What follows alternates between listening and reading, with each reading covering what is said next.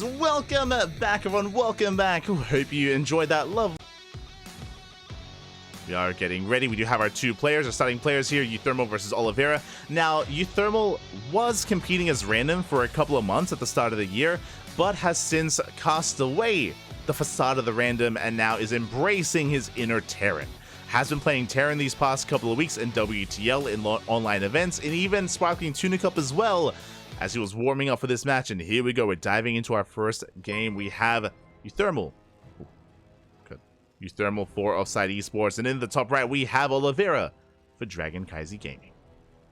And as we said, Linz, a big shout out to No Clue NL in the chat. Oh god, Bobby God, thank you so much for subscribing for the first time with Twitch Prime. Thank you so much. Hope you enjoy the content, hope you enjoy the casting, hope you enjoy the stream, and welcome to the pond. Quack, Bobby, quack. Here we go. We do have our TVT before us. Again, uThermal has been embracing Terran a little bit more these past couple of weeks, and I believe is going to be playing Terran throughout this series. But now we're going to be opening up. It is going to be a Rax Expand setup here, at least initially. Do have our sponsors. Shout out to Doyu, shout out to Bio, Autofool, and SC Boy. Without these lovely sponsors, this event would not be possible. World Team League, alongside Stars War 11, Kung Fu Cup, Masters Coliseum, would not be here. Back at home, it's going to be a double gas opener from our two players. Double gas from uThermal, double gas from Oliveira. Makes sense on a map like Ghost River, just because of the shorter rush distance by ground. Do need to make sure that you are ready, that you are set up, and that you don't get caught out by any kind of crazy cheese. We can see uThermal opening up 2-Rax Reaper here. Interesting. This is designed to counteract Proxy 2-Rax, so a very defensive opener out of uThermal. Of course, the defense can turn into an offense, so very defensive style. Is going to be amassing Reapers. Meanwhile, Oliveira going for something a little bit more standard, going for his factory back at home. So our two players, they do diverge. They do diverge here. So we have our factory follow-ups. Reapers are amassing. Again, Oliveira is not fully aware of the amount of Reapers that uThermal is about to pop out with. And I'm curious, especially with the factory follow-up, are we even going to expand? uThermal amassing his Reapers. Could go Hellion behind this as well to reinforce. And yeah, I'm curious if we even try to throw down the CC. We have the command center on the way from Oliveira, of course. But from the side of uThermal, yep, Hellion production has commenced. And we are doubling down. Yeah, Reaper Hellion. Let's go. Oliveira's going to be committed with this. Checking, making sure that there is no scouting SCV. There is no stray unit. Has control of the high ground. Oh boy, and we are committed. We are going to be committed here. Be rallying across the map. Back at home, Oliveira is setting up. We do have a Widowmine in production as we speak. Still not done yet. Here comes Oliveira. Here comes the Protoss fan himself. And here we go. CC's gonna be delayed. We do focus on the SCV. Starport's on the way behind this, so uThermal is completely all in on one base. Widowmine is set up. And now we're gonna force Oliveira to cancel that command center. It is getting low. It does come down to half HP. Widowmine does burrow.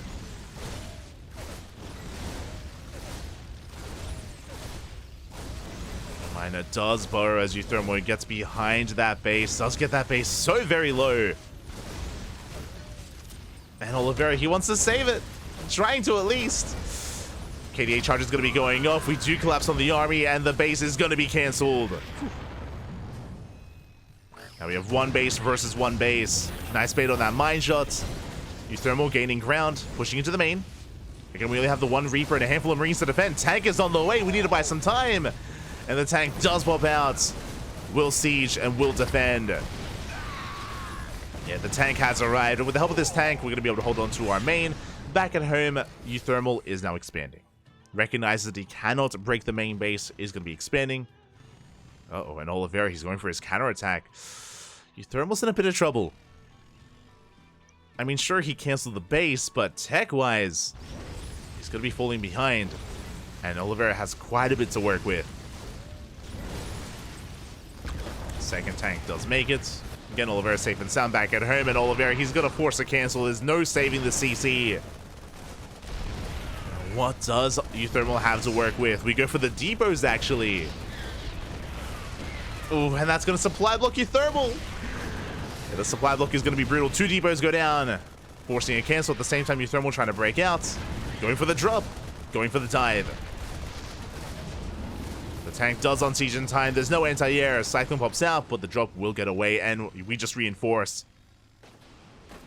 Oliveira coming out with his second tank. Ooh, does overextend, though. Solid defense out of uThermal. Catches a tank. The command center was not cancelled. uThermal still supply blocked, but his base is still getting up and running. Oliveira, he knows that he needs to force that cancel, or at least delay it even further. Tank drops in. Big volleys go off on the army. But that wasn't quite worth it, or not worth the value of a tank. So uThermal, he's still in this. Is still very much so in this. Command center does complete. Getting into his own Viking tank. Likewise, so is Oliveira. Viking tank on the way.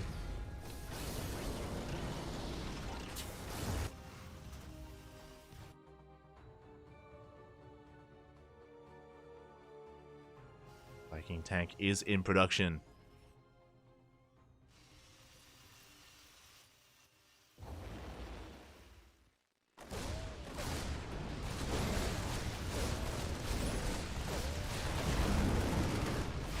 Oh, and I mean, thankfully there's not too much value in this drop, but it does get picked off. Medevac goes down, bleeding out our initial Marine Reaper Hellion.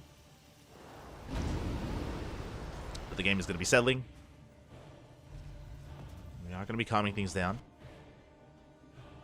Oliveira, non-stop drop play though. He has no chill. As soon as he gets a handful of tanks, he is going for the drop. uThermal at the same time moving out across the map. Not at home, out of position. And we're going for the base trade. We do not turn back around. We're committing. uThermal heads for the natural. Meanwhile, Oliveira, control of the natural of uThermal already. SCVs are falling. Tanks, they do spawn in. uThermal trying to force his way up the ramp. The boys are being pulled. We get on top of the tanks. But the tank is barely going to be going down. Does cost us some workers. But Oliveira is holding. Meanwhile, across the map, looks like the tank did go down. Sniping the Raven for a Viking. Oliveira still keeping the pressure on.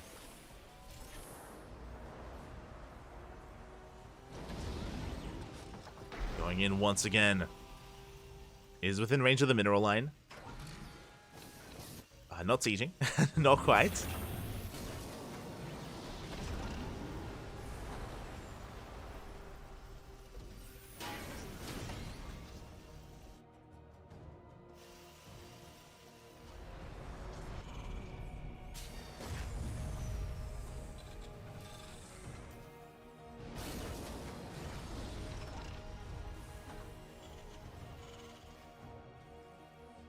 We do calm things down from here. Okay. Sorry, I was like holding my breath for a moment there. I was like, Oliveira, is he going to keep pushing out across that? No. Okay, we're going to be calming things down. Whew. Oliveira working towards his third base, getting into his mech-based army. It's going to be I almost said Biotank. It's going to be Viking tank out of Oliveira. Meanwhile, uThermal going to be embracing a more bio-heavy composition instead. We have Stim on the way, tanks, Marines. Settling into our Biotank from our blue Terran player. And we have a game. We have our game on our hands. Despite the aggressive nature of this game and despite uThermal going for such a late expansion and going for a hyper-aggression in the early game, we're settling in towards something a little bit more stable here.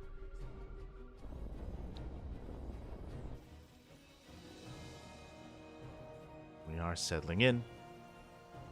Again, just getting into tank Viking. Slowing the game down. uThermal being active. Trying to be active with these Marines. Trying to catch out any stray Viking or Raven or Medevac. Doesn't catch anything yet. Ooh, Medevacs are on the way to support.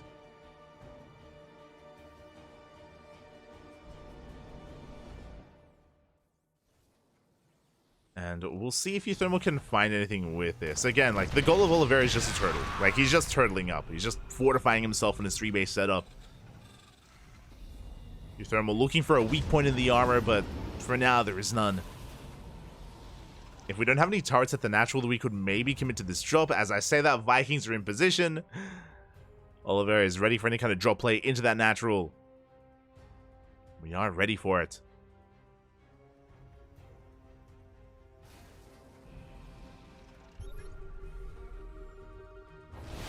Here comes that drop. We just get past the Vikings. Oh, Raven is going to be going down, but the Marines, they do unload. We catch a tank. We go for the mineral line. We're getting another tank as well. Oliveira is hurting. SCVs are going down. Thermal taking an economic lead, dropping in towards that third, but oh, we have a field of tanks.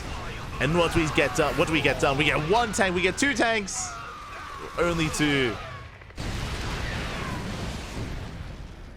uThermal has to back off. The initial drop in the natural was good, but here the follow-up was a little bit lackluster. uThermal did bleed out a lot there. Get 16 workers. Evening up the worker count. Meanwhile, Oliveira, it looks like he isn't counterattacking anytime soon. We're still just building up. Fusion core is on the way. That's going to be for BCs. I've seen this a lot in Mech and TVT, where it's all about the air control, all about those battle cruisers. Oh, technically, I guess we could go into Liberator range. That's another option for Oliveira. Does have some libs.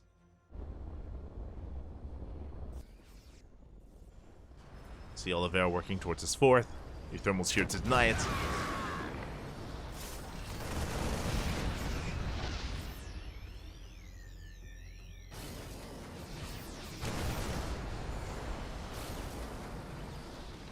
Here to deny it. uThermal's able to get his own as well. The map getting cut in half. uThermal now identifying the kind of power and the threat of that air control. He throws down 2 more starports. Getting to his Vikings. There's the BCs! The battle cruisers, they're coming back. BCs are on the way. They're not done yet. The downside, of course, of battle cruisers, they take a long time to produce. A long time to really build up. And uThermal is moving out towards the southern half of the map. Heading towards that 4th.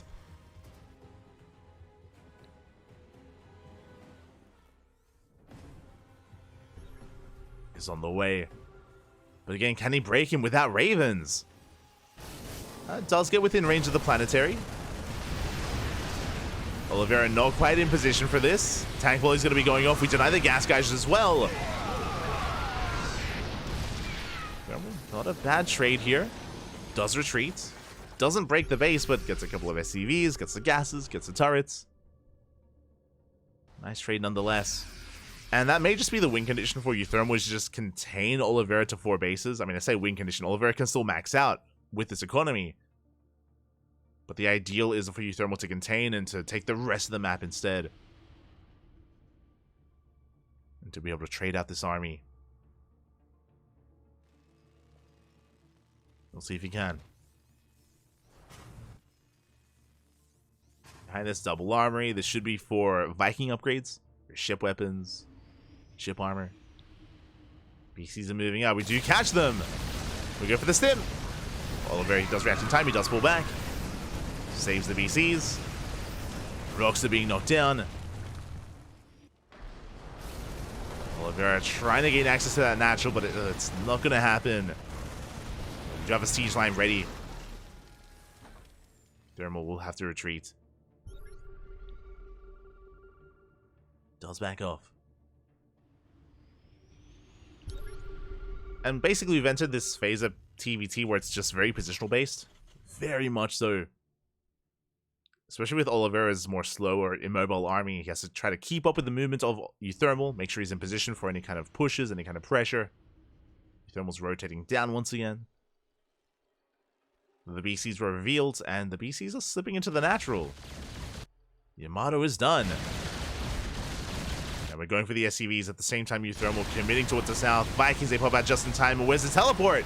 Just in time. Do not lose the battle cruiser. uThermal, he's back. There is a Liberator in position. uThermal gets a couple of volleys up, but he won't be able to get the gases the way that he did previously. Rider's going to be going up. We catch 3 tanks. 3 tanks go down. We have more BCs on the way. The power of the battle cruiser. It's happening.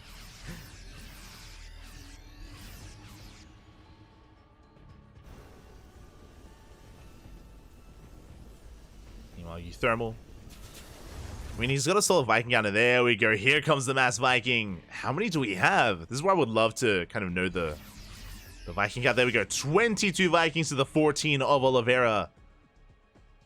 Is this going to be enough? Nice to engage. 2 Vikings go down already. Good start for uThermal. Catches a couple of Vikings. Sims on forward, getting us over the tanks. The tanks are falling one after the other. BC's being forced back as well, and uThermal, he's gaining ground. He's forcing Oliveira back. He has control of the skies. Control of the air. And the mass Viking from uThermal, he's going to be dominating here. Forces back the Vikings, chasing down the BCs. Forces a teleport. But he's came to the production. At this point, doesn't even matter. Oh, the BCs, they did get on top of the tanks. Tanks are going down. At this point, Oliveira is probably going to be forced into Thors. Like, he just can't quite catch up in Vikings. Not like this. We have repair on the BCs. 1 BC goes down. We're down to 3. Down to 2. Down to 1. And soon to be none. So we sniped the final battle cruiser. We did bleed off a lot of Vikings. But we're still on 13. Oliveira is struggling.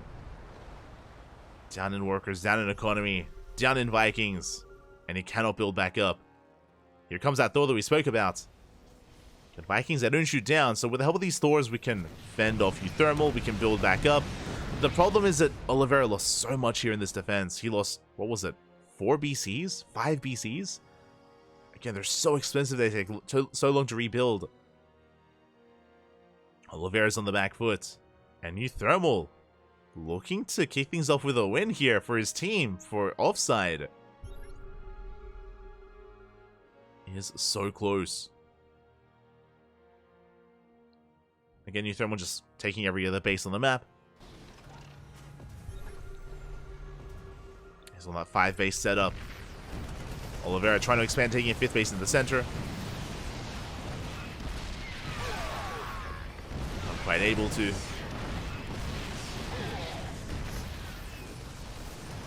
The tanks are in position. uThermal denying this CC. And uThermal is going to be the first to remax. You can see here Oliveira trying to rebuild that Viking count. There's 1 BC in the mix, 1 Thor as well. Only the 1 Thor though. Mata goes up. Gets a tank and we dive on in. Liberators, he's got quite a bit of splash damage on those Vikings. Marines, they come in as well. The BC goes down. It does look like Oliveira now takes that Viking lead. Only slightly. But he cannot expand. He's got Vikings, but the tank is still within range. Expansion still in the air. You can see here it's 19 Vikings to the 17 of Oliveira. Very close. 19, 21 to 18 now.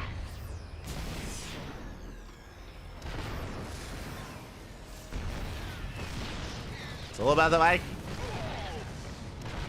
So we get a massive wave of reinforcements. They do arrive. So uThermal was just banking them up back at home. I believe the upgrades are slightly in favor of uThermal, if I'm not mistaken. He's working on 2-2.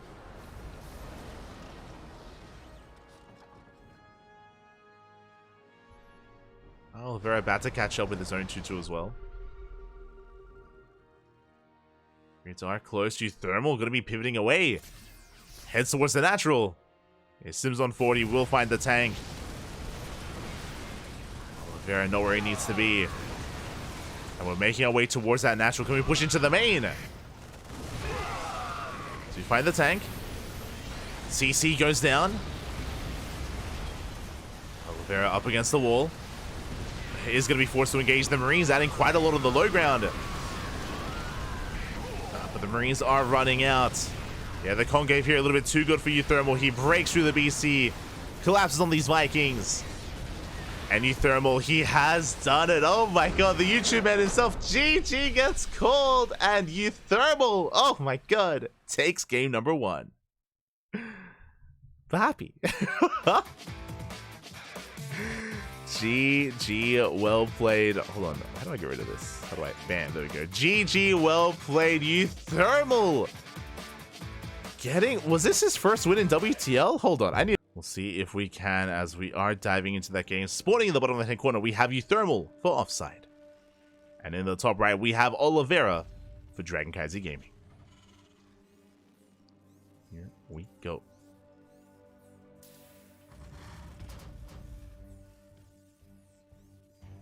That means ELO got a plus 50% boost. I mean, he would have gotten a lot of ELO for that win. He's taking all the MMR, Papi. All the MMR. Let's go.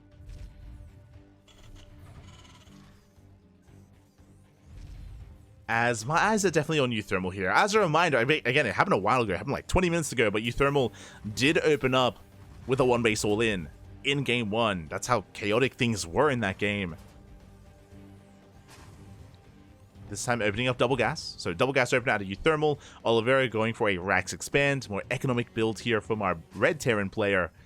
Calling uThermal's bluff. Despite how aggressive uThermal was, Oliveira, he has no fear, and he should be going for a faster command center. Meanwhile, my eyes are on uThermal. What are we doing with our additional gases? Do we go into Reacted Reaper Hellion? Do we go for earlier Cyclones? I'm unfamiliar with uThermal's content, so I don't know if he's like a Thor drop enjoyer or something crazy like that. I don't I don't know. I remember he calls is it like a penguin all in or something that he calls like the Vikings and Thors because they like waddle around, something like that, maybe. I feel like an old man that's like trying to get with the lingo of the hip kids. I don't. What's that build called? Does he rizz it up? Does he? Yeah. But now we're settling in. That factory is on the way. You are old. Keck W. True.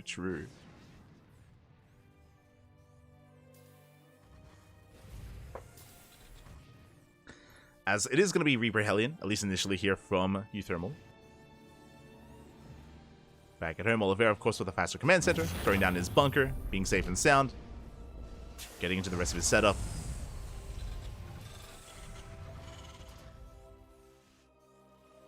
Getting into the rest of his build.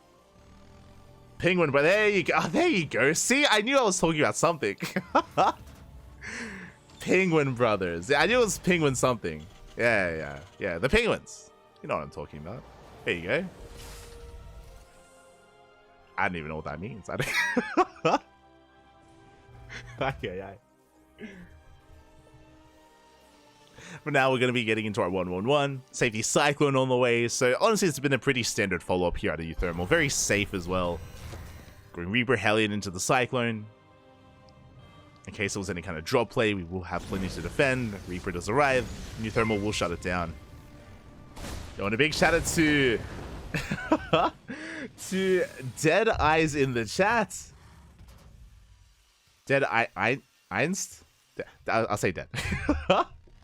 Thank you so much for the donation here for $13.37. Thank you for the elite donation. Gracias, papi, gracias. See, that I understand. That was, I think, still before my time. Oh, God. But thank you so much. I hope you appreciate the content. I hope you appreciate the casting.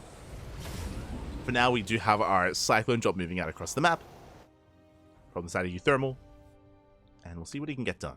Again, it is going to be the double Cyclone drop. Back at home, Oliveira skipping out on Cyclones, going for early tank production. None of that Cyclone nonsense. Tanks have been building up. The initial tank has been scattered on the low ground, but we could still find damage in the main. So we are headed on in. Oh, but we are in position. Oliveira, he will fend Oliveira off. Will deflect the drop. Will fend uThermal off. Oh my god. The Terran players. We'll force him back. We do see another factory on the way, and this is the beginnings of mech. It isn't just a faster tank, but we're embracing the tanks, the Vikings, the mech once again. May not have worked in that first game, but that first game did have a very chaotic start, and Oliveira was never able to fully secure himself and fully solidify his 4-base setup. I'm sure he's going to have a little bit more success this time on Alkyone, as the rush distance by ground on this map is a lot longer. You do have a little bit more breathing room because of that. We're in for a longer game. Let's go. There's that add-on swap. We are making it up. Tank Viking. Nothing but Tank Viking on the way for Oliveira. We're scanning across the map, as uThermal is building up his Biotank Raven army. Now with these Ravens, we could potentially try to break a siege line with our disables. The problem here is with the Viking lead that Oliveira has, it's going to be difficult to actually close that distance and get on top of those tanks, get those disables going. It is going to be a one-way trip. So uThermal has to be careful with how and when he dives in with those Ravens.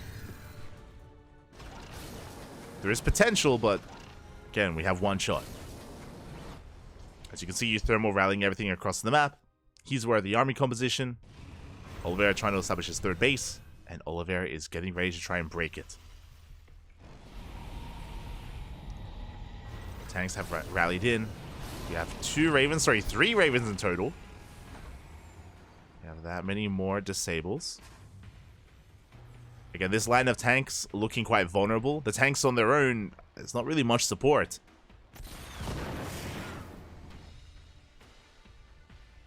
See uThermal with those Cyclones, hoping to maybe even drag those Vikings out of position. Oh, that's a lot of tanks. Initially, there were 4 tanks. We're getting up to 7 tanks here at the 3rd. I think we should be okay. Meanwhile, Oliveira throwing down 2 more starports. Fusion core on the way for CC. Oh, sorry, 3rd CC. That's going to be an earlier BC switch here from Oliveira. See if we can get away with it.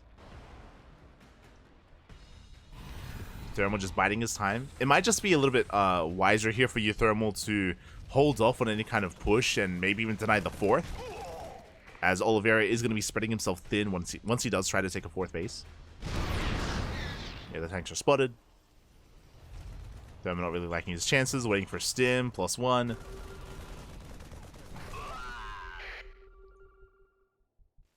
Getting into his own Vikings. And there's that BC production. It has begun. The battle crews are on the way. Now, uThermal with having map control, he can take the 4th as the gold. He can rush into the gold. Can be a little bit greedier here. He's trying to get into his own Vikings. Bearing in mind as well that because Oliveira is going into BC production, that is going to impact his Viking accumulation. Like, he's built up a pretty hefty Viking count quite quickly, but now we're just slowing down on that, focusing on BCs. Scan will reveal this. We do get eyes on the tech labs on the starports, and I think we barely missed the fusion core, but I mean, you see tech labs on starports should be BCs when your opponent's playing mech. So uThermal is aware. But it's not something he hasn't shut down before.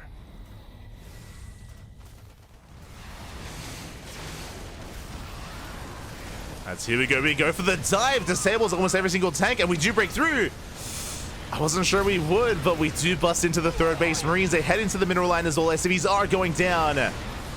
And Oliveira just had no support. Again, no Hellions. The Vikings were a little bit further back. BCs are coming in, but there's only one BC. The repairs.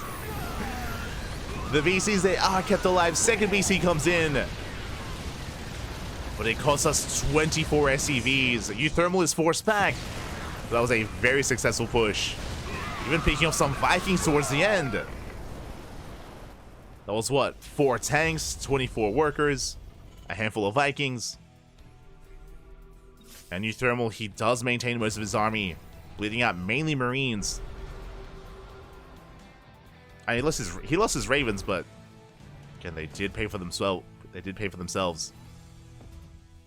Now we back off. We have our 5 starport setup. Mass Viking on the way. We've seen this before. And Oliveira's economy was crippled. He did take a big blow to his economy. He's got a lot of recovering to do. And as Oliveira is focusing on building up his SCVs again and getting his bases up and running, uThermal should take a Viking lead. You can see here the units tab. uThermal is ahead on Vikings.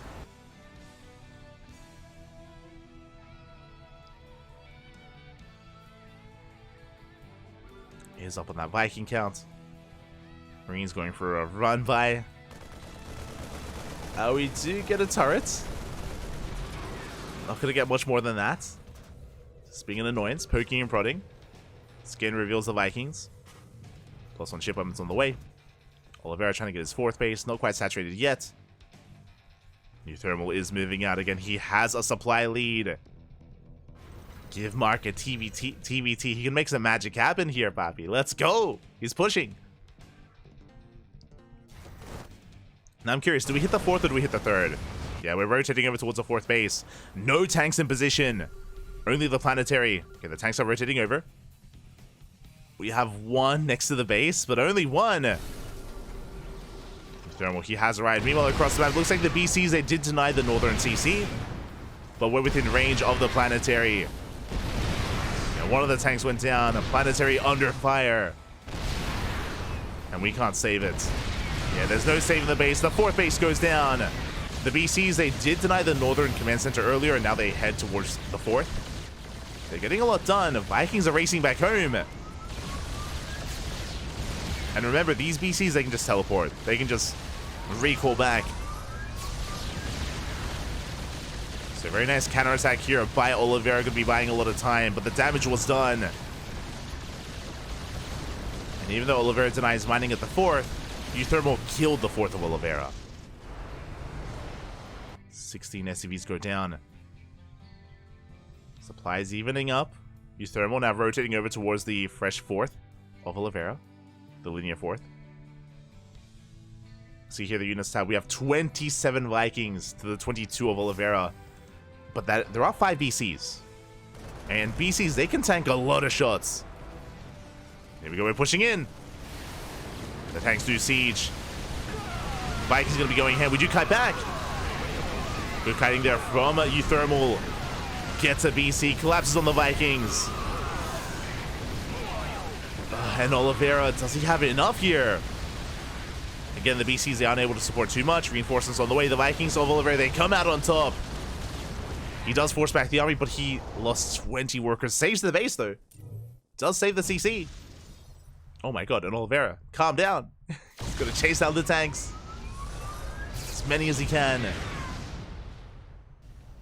The game is getting scrappy. We're getting down and dirty here. Oliveira, he saves that 4th, where he's getting his 4 base economy up and running. Working on a 5th. Now, what's a little bit worrisome is the BC counts. I believe uThermal killed 2. I think he managed to snipe 2 BCs, maybe even 3, because there were 5 initially. It's getting back up. uThermal to bleed out little workers as well. Still a very tense game.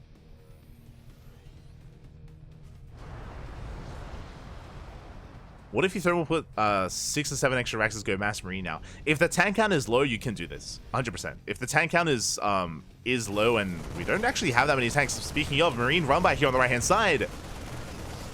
5 SCVs go down, the Mule as well. Solid run by here from uThermal. But that is something he can do if he notices that, that Oliveira has kind of stopped factory production. Not wrong. Beyond does that quite often. For those that are familiar with Beyond's style of TVT, he's very fluid with how he does go back and forth into bio.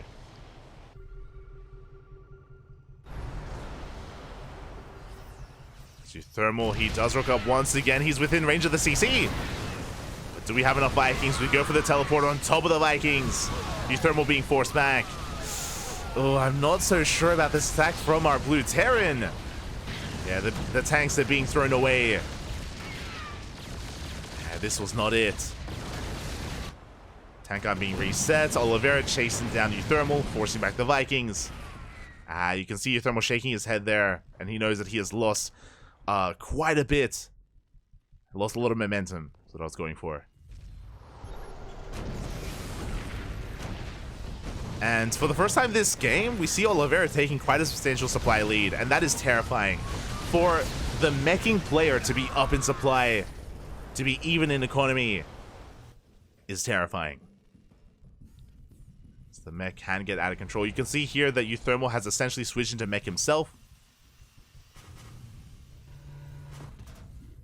Going into more factories, more tanks, mainly Viking. It's mainly Viking. It's turning into air versus air. We do have drilling claws on the way. That's an interesting upgrade. So we're headed into Widow Mines. I'm not so sure how I feel about going into mine instead of Thor. I mean, they both have similar roles where they both do splash damage to air. There's potential to set up a minefield and to drag the Vikings in. There is potential. It's not going to be easy, though. As you can see, uThermal is making 3 Widow Mines at a time. So he's massing up mines. If he can bait the army, then he can take a decisive win. For sure. Depending on how many how many Widow Mines we have set up. But Oliveira has maxed out. And he's pushing. Army going to be spotted by the Marines. Have spotted this first mine shot going off. That is a tell. Now Oliveira's going to be on he's going to be on notice. What's a decent mine shot? Scans are coming in. Widow Mines are being focused down.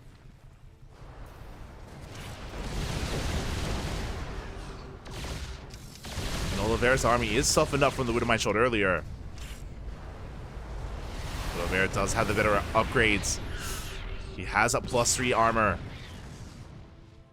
For his Vikings. uThermal only on +1. So even though uThermal has the higher Viking counts, Oliveira's has the better upgrades. And of course the mass BC. He's on 8 BCs. Oh my god. We're getting that's critical mass. I was gonna say we're getting 2 critical mass, but that's a lot of BCs, Fabi. You can see them peeling off, headed towards the northern base. At the same time, uThermal headed towards the south. Scanning the army. Catching the orbital. CC goes down. Good pickoff. Widow Mines are setting up. We spoke about the trap. Ooh, but the shots are going off on SCVs. Vikings are coming in. We land. We go for the base. Meanwhile, towards the top left, the BCs are going ham and a base is going down. But Oliveira, he bleeds out 25 SCVs, and the Widow Mines, they're bullying back the Vikings without BCs. There's no answer to the Widow Mines. Nothing shoots down. Yeah, without the BCs, the Widow Mines are just bullying back the Vikings. Meanwhile, across the map, ooh, that's 28 workers going down. The BCs, they just keep on pushing. Remember, they can always teleport. We're supply blocked. Both players are. Everyone's supply blocked. Ooh, we're bleeding out Vikings as well. Some rough losses for uThermal. Widow Mines are going down. We're camping the production. uThermal racing back home. And he needs to force this out. And uThermal shouldn't kill any BCs here, but he should force his teleport. Oh, as we bleed out 2 starports. Yeah, and Oliveira teleports away. And this is the problem. Even though both players lost an even amount of workers, Oliveira also got starports. Was able to camp the production. uThermal wasn't.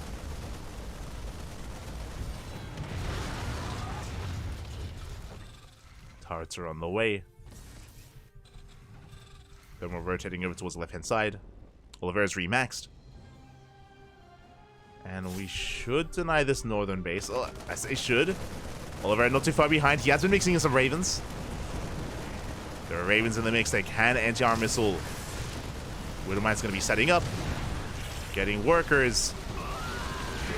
And they're going to be connecting with the BCs. Not bad. BCs are softened up, but they're tanky boys. They can take it. 1 BC goes down.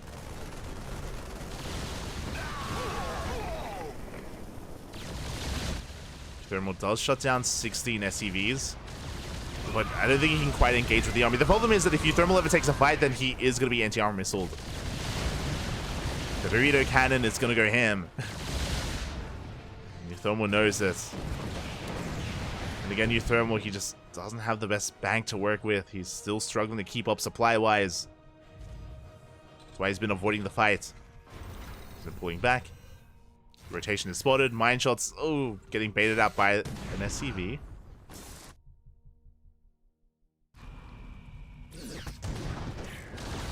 Yeah, Oliveira intentionally using the SCVs there. Baiting out shots. CC goes down. Oh, the Widow Mines! We catch the Ravens! A good chunk of Ravens go down. But there's still 2 more left in the main army. But that's what we're hoping for. We're trying to cause some chaos here and just bait him into some mine shots. Take down Ravens, take down some Vikings. Widow Mines are scattered about.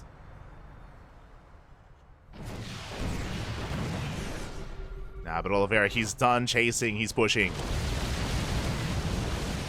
And turrets are going to be falling. We hit the 3rd, and there's no saving it. Vikings from behind. Widow Mines, they barely burrow.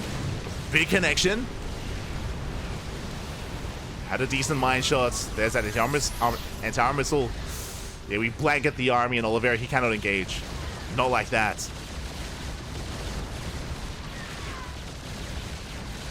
And once again, we're pushing into the main base. We're camping the starports. uThermal is supply blocked.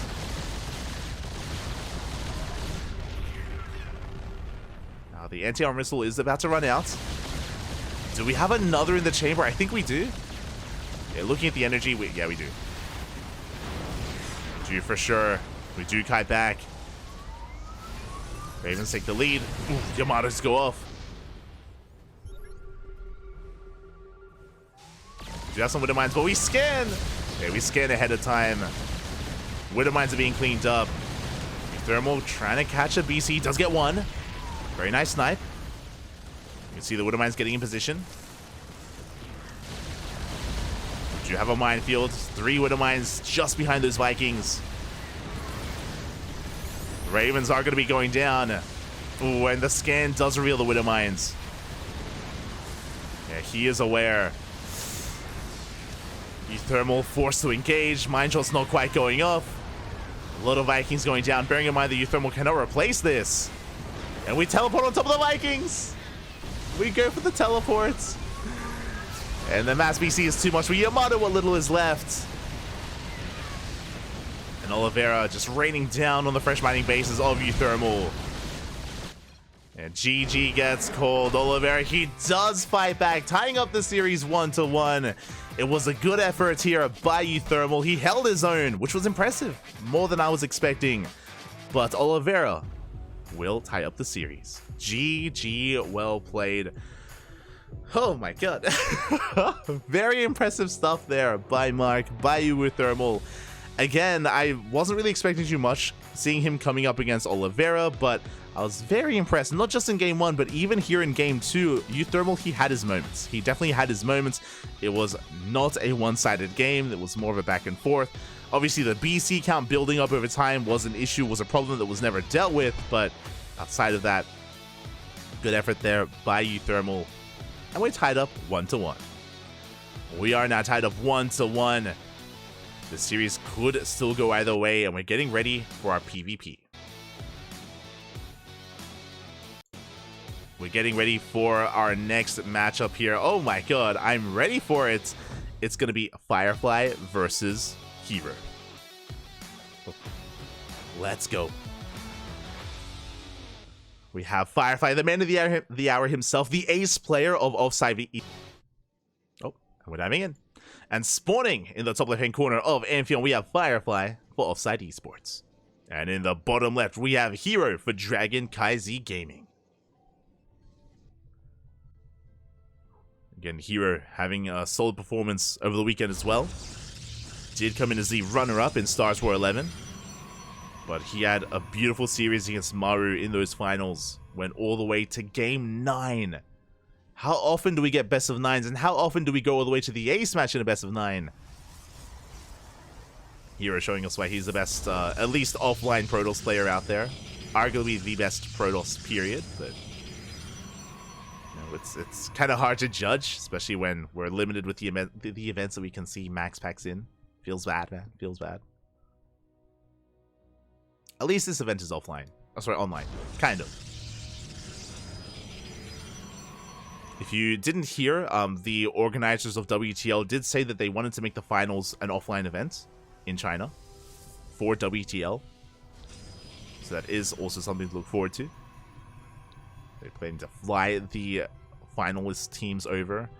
I believe just the top 2, but it could be the playoffs that they're planning to have in China, which would be interesting.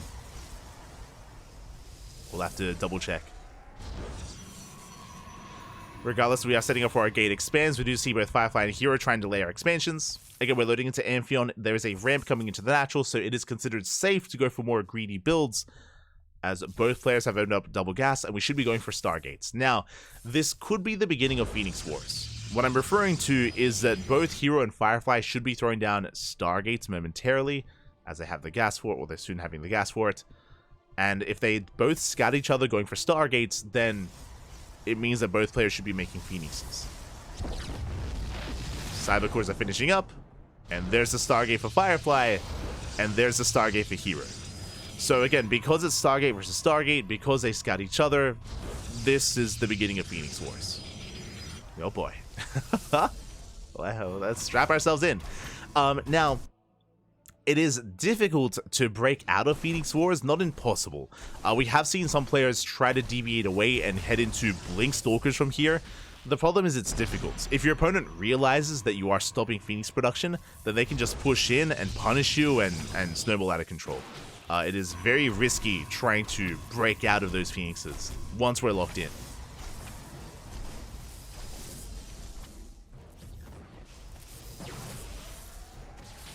Oh, as we are going for a Phoenix from Firefly, and Hero goes for the Oracle. Bold move here by Hero. This tells us that Hero refuses. Oh no, there we go. Okay, Phoenix is on the way. I was about to say, Hero, he's saying no to the Phoenix Wars, but nah, you can only say no for so long.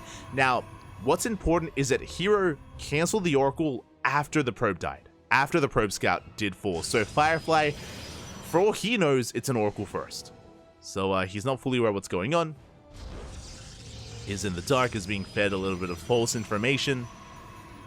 These Phoenixes are amassing.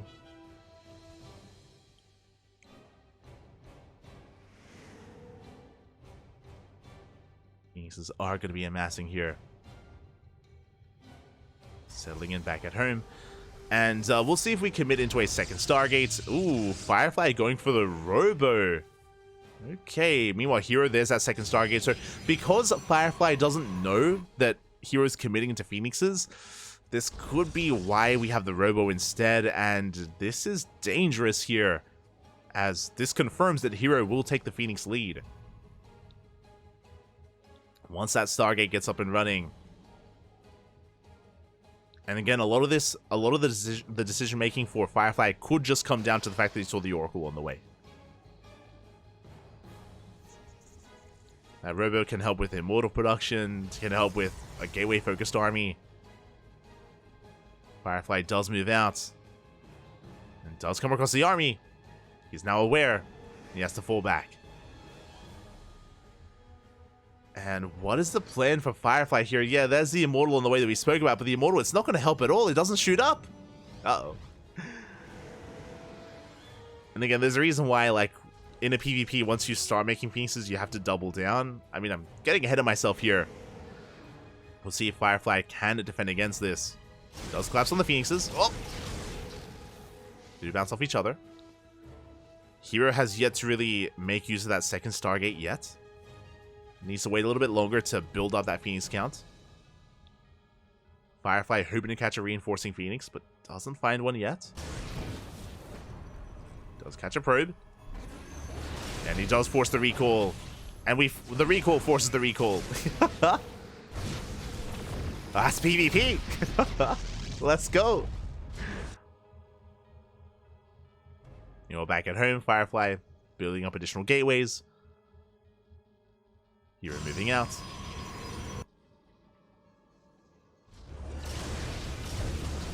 And we collapse here on these probes. Do force the overcharge.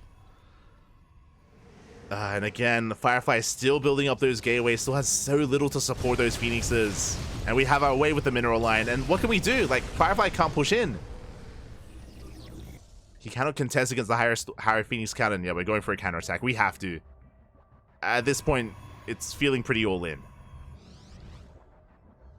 So Firefly moving out with his entire army.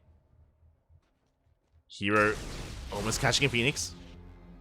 Almost. And yeah, we can just push in. Like here, he can just dominate the skies, pick off the Stalkers. There is no blink. Hero is forced back. Back at home, Hero is going to stasis the strap. He has his own immortal.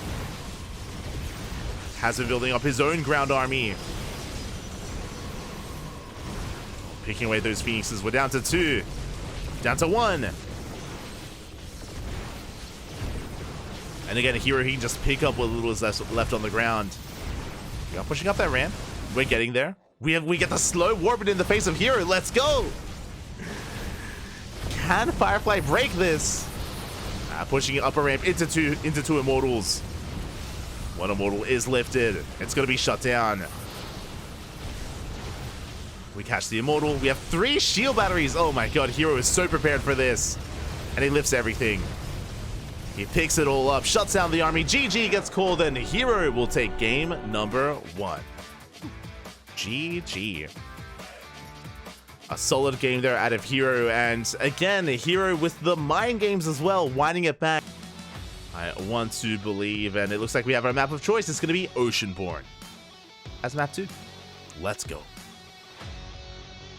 Let us go. So not the most unorthodox map. There's nothing crazy like Dynasty or Post-Youth or, I mean, we just had Amphion. We're diving into that second game, and spawning in the top left-hand corner, we have Firefly for OFFSYDE Esports. And in the bottom right, we have Hero for Dragon KaiZi Gaming.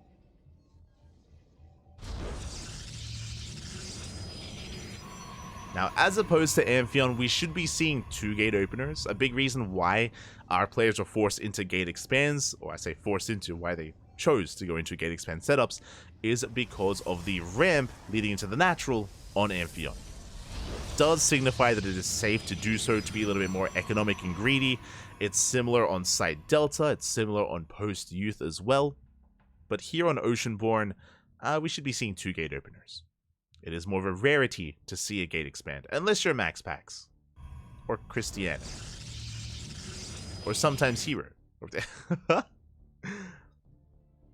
now our gases are on the way.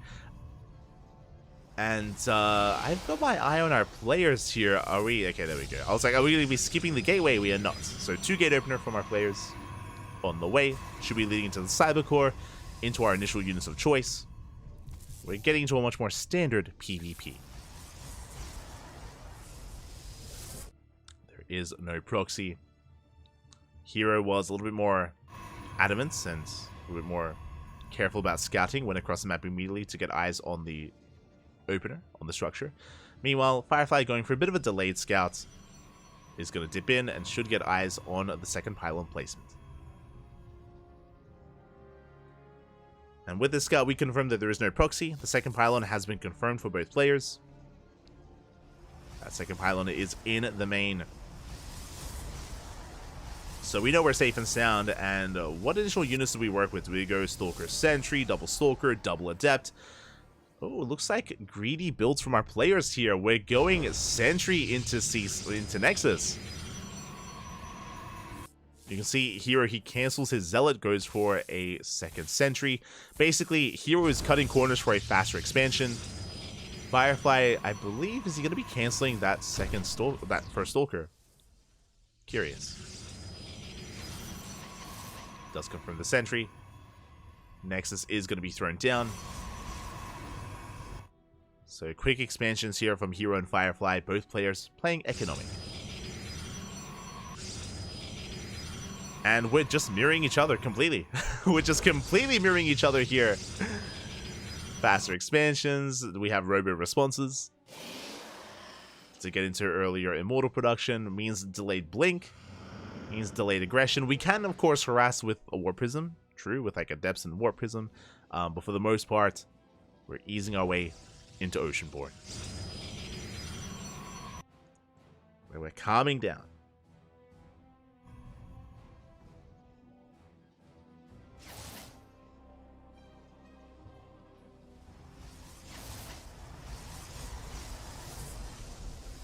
Remember that time SOS ambushed Heroes Phoenix? Yo, we have an old school viewer in the chat. Oh my god.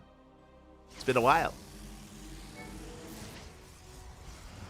But there are Warp Prisms on the way. I almost said Warp Gate. Warp Prisms are on the way. This is so we can harass with those Adepts and get into each other's faces. Get into each other's main bases. As Hero is going to be threatening with 2 Adepts at the natural. And we do shade into the main. Oh, don't commit though. Not yet. Hallucination Scout does confirm the tech. Here comes out Warp Prism for Hero. Now, 2 Adepts one-shot workers. So, our goal here is to eventually break into one of these mineral lines and get economic damage done. With this Warp Prism, we can ferry into the main. Or even into the natural. Prism is spotted. Firefly does keep up.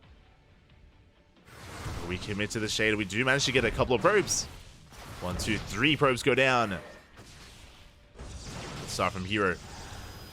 Does save both of the Adepts. At the same time, Firefly's across the map, but he has to warp in those Adepts. His drop is going to be a little bit delayed. And, oh, Hero is in position. We're ready with the Stalker, with the Immortal. We do manage to get a couple of probes. We get 2. 2 probes go down. Meanwhile, Hero's not done. Dibson gets 2 more. That's 4 in total for Hero. Only 2 for Firefly. But the Adepts are still alive. We can still get more damage done. Both players building up their Immortal count. We get 1 more probe. Oof. 2 more probes even. Okay, 4 and 4. And that is not Blink on the way. That is not Charge. That is Glaives, by the way. Hero. Papi. We're doubling down with Glaive Adepts. We're being hyper-aggressive, moving out already. Firefly trying to engage in the center of the map. Force fields are thrown down. We lock down the armies. And the Prism is forced back. Nice catch there from Firefly, and he should be able to clean this up. We have 1 player that can juggle the other. No longer.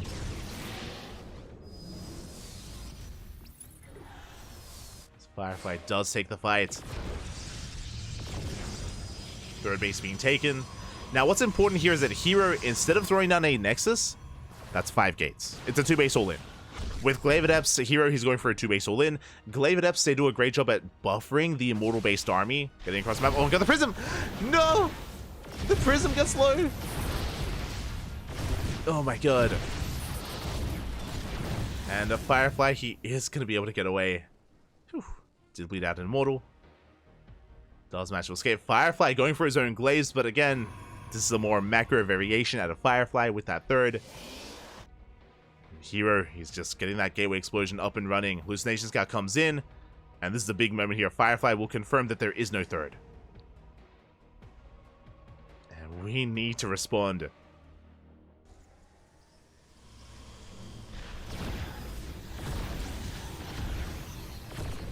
Immortal drop in the main. Forces a defensive warp in.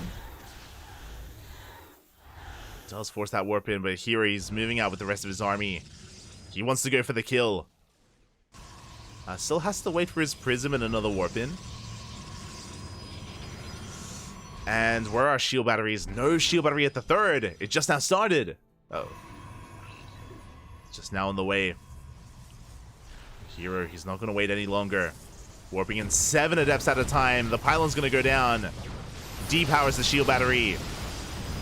And we're pushing in with our massive Immortal Adepts. They collapse on top of the army as well, looking to chase it down. Even shading past. Yeah, we don't even need to. And Firefly just cannot keep up. Not with his 2-base sword. And boys are being pulled into Glaive Adepts. You hate to see it. Overcharges pop, but it goes down immediately. And Hero, he's overwhelming Firefly. GG gets called. Hero takes the 2-0 and takes the lead for his team. GG, well played. Again, both players were keeping up with each other, but what about Rex? Oh my god, is it just jumping right in? In the top left-hand corner, we have Rex for OFFSYDE Esports. And in the bottom right, we have Jieshi for KaiZi. What I was going to say is that Rex has been very specialized when it comes to WTL. Every time we see him, he comes in with like a prepared build.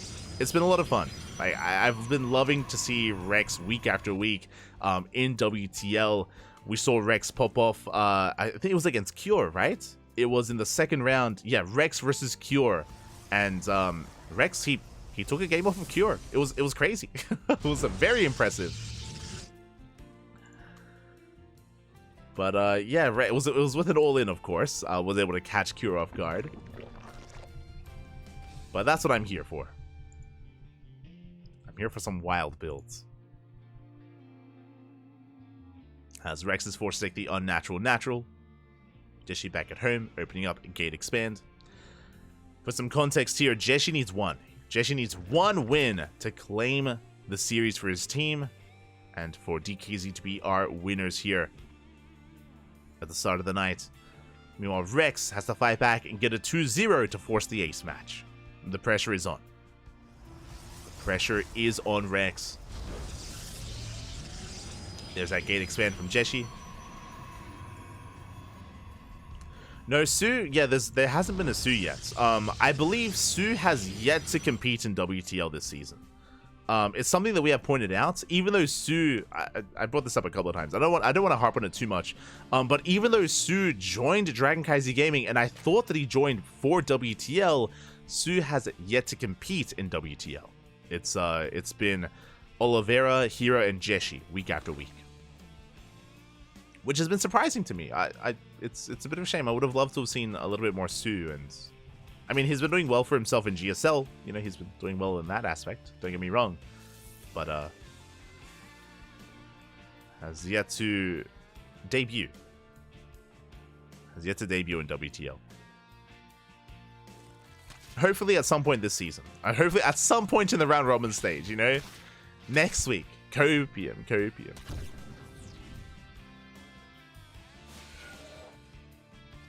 The suspense. Exactly. It's killing me. There's so much suspense. I stand, you're an animal, by the way. You're Hey. Back at home is going to be a Stargate opener out of Jieshi. We are going to be opening up Stargates. Back at home, Rex just droning up, getting his natural up and running. Splitting between his bases.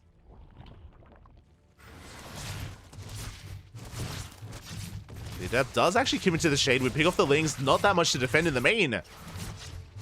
Pick off 2 Lings. We force a Spore, but we don't get a drone.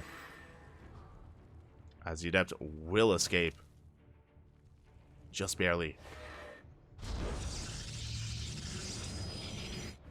Back at home, Jieshi finishing up his first Oracle. It should be a triple Oracle opener into a third. Jieshi isn't really one to deviate too much in the early game. There's that second Oracle in production. First one moving out. And we'll see if Rex can keep up with the harassment of our Protoss. Queens should be in position. Spores are on the way. We have 2 Queens at the natural. We should have 2 Queens in the main. And we're going to be able to pick off 1 drone. Only 1. Rex does pull away in time. So far, solid defense from our Zerg player. Evo Chamber gets thrown down. Bit of an earlier Evo Chamber. This should be for +1 melee. Should be for that melee upgrade. As Jieshi is going to rotate around, join forces with his second Oracle. As the second Oracle should be moving out soon. As it's just chilling back at home. And again, that is the threat that Jieshi does pose here to Rex, is that we're now getting up to 3 Oracles. There's that follow-up, Twilight Council, and a Forge. Ooh, the Oracle goes down! That should not have happened. It happened a bit off screen there, but Rex did catch it. Very nicely done. Oracle will fall. We're down to 2. I mean, 2 Oracles are still very much a threat to Rex, but there's that much less to threaten that mineral line. We head into the natural. Rex getting a 4th. Double Adept into the 3rd. Rex does respond in time. Does react. Keeping up with at least the Adepts. Double Oracle towards the natural, but Queens are in position. The Adepts, they get surrounded. Oracles, they do break them free. Do barely break them free, but oh, I spoke too soon as both Adepts do fall. And Rex has done very well for himself. He has only lost one drone so far. One drone to the Adept and Oracle harass. With that, Rex getting into his 4-base setup. Lair is on the way. There's that +1 melee that we spoke about. I believe there is no Roach Warren, so this could be Ling Bane into Hydra. This could be Ling Hydra from Rex. We'll keep an eye on that production tab. Oracles dip in. They get one more drone. Quick reaction out of Rex. And, oh my god, the Spores! The Spore tricks out of Rex, refusing to lose more workers. Bappy, calm down. But there's the production tab. We do see the Roach Warren on the way, so we're not rushing into Hydras. We do have the safety Roach Warren. Get into Ling Bane at Roach Ravager.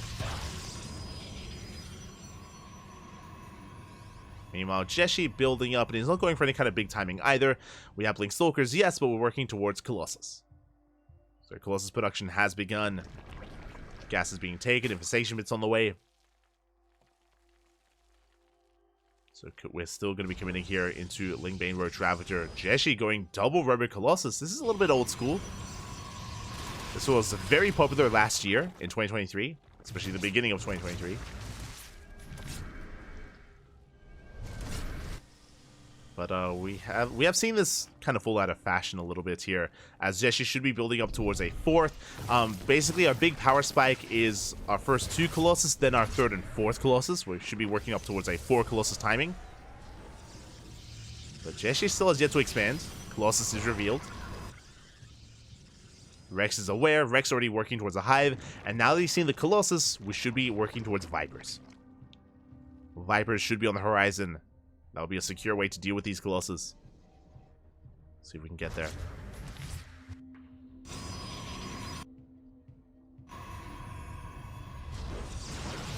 See if we can. Lings to get us around.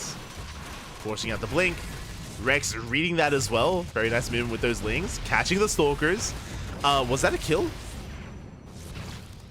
I saw the pylons were cancelled. The base, I'm not so sure. Uh-oh.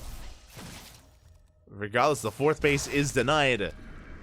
And Rex is working towards working towards Hydra Lurker Viper. So not just the Vipers with that Hive tech, but also the Hydras and Lurkers alongside them. Rex has been preserving that gas, hasn't made too many roaches, hasn't wasted his gas carelessly.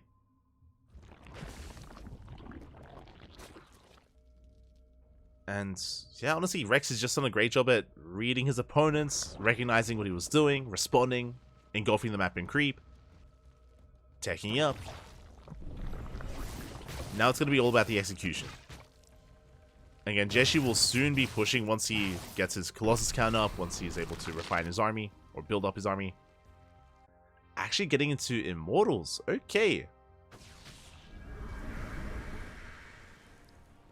Immortals are on the way behind this. As Jeshi's army is spotted, we do see Rex going for a Ling run by. Oh, but the SimCity is solid, and yeah, we just cannot get on top of the cannon. Lurkers are in position, but do we have enough? Yeah, we should have enough Lurkers. Again, no Immortals here to brute force our way through the Lurker line. We're getting on top of 1, though. First Lurker goes down. First Lurker does fall.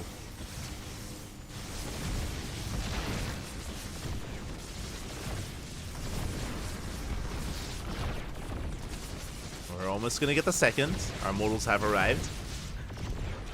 We can see Rex just buying time, building up his Ling Hydra. Ooh, Jieshi building up that Death Ball, though. And can he be stopped? He's getting on top of the Lurkers. Yeah, and Rex, he has to give up this position. The Vipers, they get here just a little bit too late. The Lurkers have already fallen. Ay, ay, ay. Yeah, even one of the Vipers gets focused down as well. So there were no abductions, no yoinks. Rex, he was almost there. We needed a little bit more time. The base does fall. Now we yoink into the Disruptor, and I mean, we do get the kill. But Jieshi gets the base and he gets 15 drones.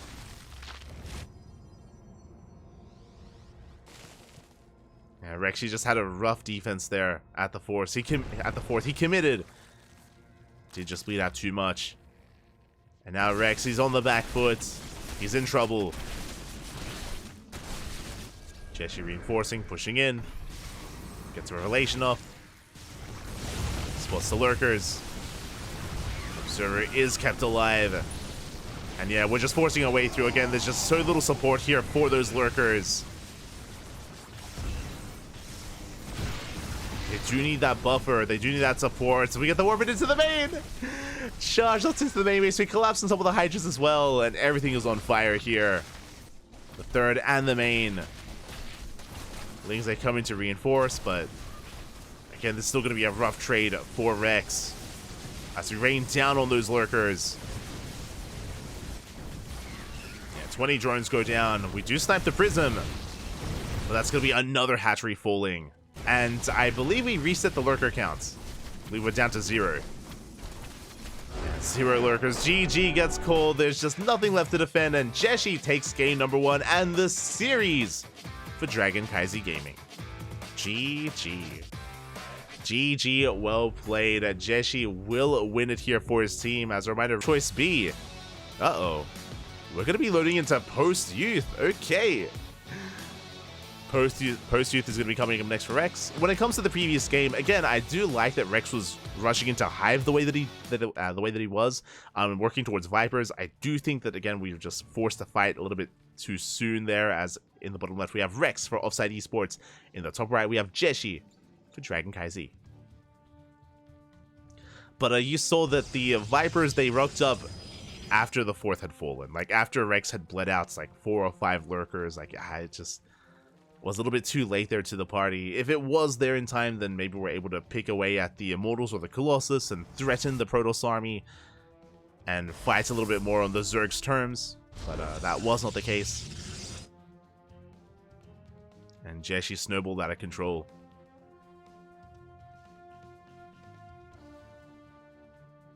The series is over? Yes, yes. So regardless of how the scoreline goes, every game is played. Every game is played. Even though Rex can't really fight back, and in the sense that he can't win it for his team, but what he can do is we can earn some extra prize money here in the overall rankings and the scores.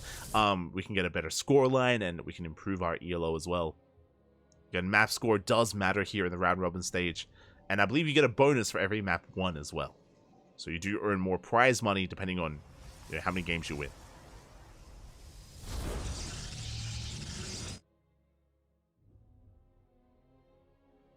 So there is still something on the line. We can see Jieshi going for his gate expand, and Rex rushing into the gold. I apologize for not paying too much, for not noticing, but yes, we're rushing into the gold base here as the natural. And this is what I mentioned earlier, how Rex usually comes in with a plan, with a specialized build, with some kind of aggression or all-in. And we'll see if we can get away with that gold. Can Jieshi punish it? Probe Scout moving out, heading into the main. Oh, the drones are spotted! And we do get eyes on the Maynard. As Rexy Maynards his workers over towards the gold. Now Jeshi's fully aware. And can we punish it?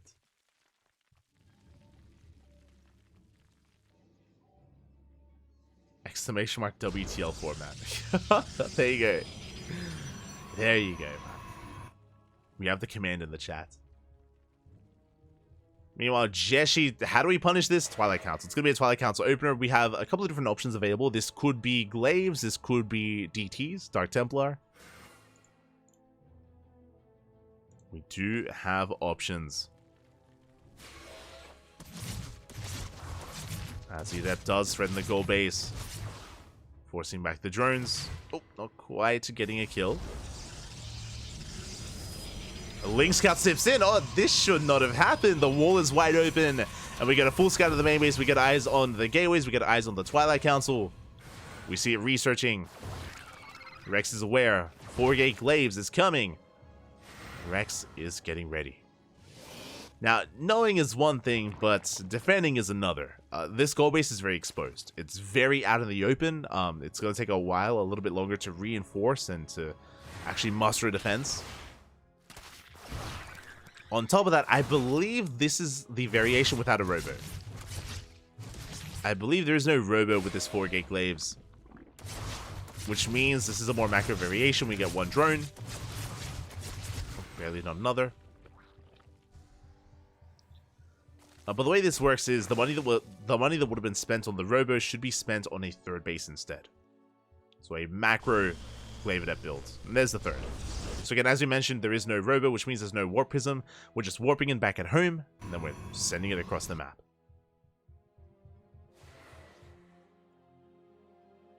Here come those adepts.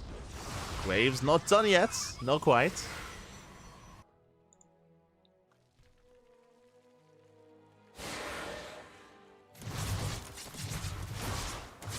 As the adepts, they do move out, they threaten the goal base. They don't get too many kills, but they deny mining as they head into the main. And what is there in the main base to defend? Again, we spoke about it. The bases, they're so spread out. Magic has 3 drones. We get a 4th. Roaches are popping out just in time. And Rex hasn't lost too much, but he also hasn't been droning. Or he also cut workers early on, I should mention. So we shade back into the main. We get a 5th, we get a 6th drone.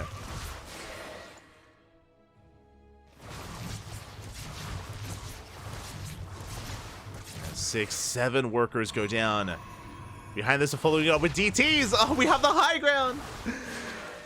We've used the high ground. We get 9 worker kills with 9 mining at the gold. Jieshi has done enough with this. He has done enough damage. Rex gets knocked down to 22 workers. Like, 9 drones doesn't sound like a lot, but Rex did cut droning a lot earlier than normal. The gold will help when it comes to recovering, but remember, Jieshi also has half a gold base. It's also mining from. And the adepts, they come back in. They've returned. And Rex, he just wants to mine. It's just not happening. Adepts shading back and forth between the third, between the main. And as all this is happening, we have DTs on the way. We get the queen. Queen goes down. Speaking of, we're going for another. As the queens are getting low, Glaive Adepts just bouncing back and forth between the bases. Getting another 6 drones. We're still not done. Again, the value, it just continues. It doesn't end. The Glaives. Roaches are trying to keep up, but there's only so much they can do here. Oh, to catch another 10 workers. GG gets called. We don't even get into the Dark Templar. As Jieshi will clean up the series here. We'll take down Rex 2-0. And that'll be a 5-1 scoreline in favor of Dragon KaiZi Gaming. GG, well played. Congratulations. I mean, Dragon KaiZi Gaming, they did come in as the heavy favorite. They are one of the stronger teams in the league. But a shout out to OFFSYDE, to Firefly, Rex, and uThermal. They did fight back. uThermal put a point on the board. Oh my god. uThermal did put a point on the board and again, didn't look too bad against Oliveira. Likewise, Firefly had some rough games versus Hero here. The Glaive Adepts, they got a little bit too much done as well. So my heart goes out to Rex and Firefly. But regardless, GG, well played. Congratulations to GKZ. And now we're going to be going on a short break. We're going to be going on a very short break here. When we return, we'll be back with our next series with Psystorm Na'Vi versus Platinum R8. See you soon.